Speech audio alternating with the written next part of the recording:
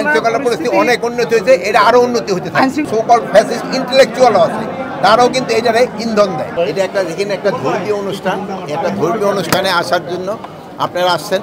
আপনারা সবাই চেষ্টা করবেন এই ধর্মীয় অনুষ্ঠানটা যেন ভালোভাবে হয়ে যায়। যে অনুষ্ঠানটা কিন্তু ক্রান্তিকাল প্রায় 1 মাসের মতো, এগুলি আপনারা সবাই যদি আমরা সহযোগিতা করি এটা কিন্তু খুব ভালোভাবে হয়ে যাবে।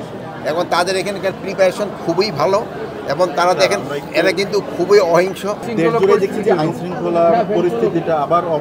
না কোনো না, আপনাকে সেদিন আপনার সাংবাদিক ভাই বলছে, ওই যে চ্যানেল আইয়ের যে রিপোর্টার আপনাকে সামনেই বলছে যে আইন শৃঙ্খলা পরিস্থিতি অনেক উন্নতি হয়েছে, আইন শৃঙ্খলা পরিস্থিতি অনেক উন্নতি হয়েছে, এটা আরো উন্নতি হতে থাকে। আইন শৃঙ্খলা পরিস্থিতি উন্নত আগের চেয়ে। পরিকল্পিত ডাকাতির ঘটনাগুলো ঘটলো, এই বিষয়ে যারা 700-র উপরে যারা এই যে দাড়ি লাগিয়েছে এগুলির অলরেডি আমরা জিডি করেছি এবং তাদের আইনের আওতায় আনার জন্য তাদের কেস করা হচ্ছে এবং যারা এই অপকর্মটা করছে তাদের আমরা খুব তাড়াতাড়ি আমরা আইনের আওতায় নিয়ে আসবো।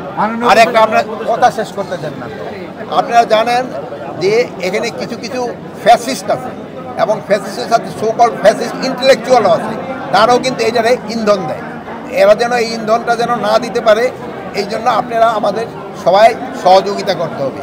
এবং এইটা এবং এই যে তাদের যে ওই হিন্দু ধর্মের যে ধর্মগুরুরা তাদেরও এমন তাদের যে বিভিন্ন নেতাদেরও এটা বলা হয়েছে, তারাও এই জন্য দুঃখ প্রকাশ করছে এবং এবং যারা এই অপকর্মটা করছে তাদের কাউরই ছাড় দেওয়া হবে না।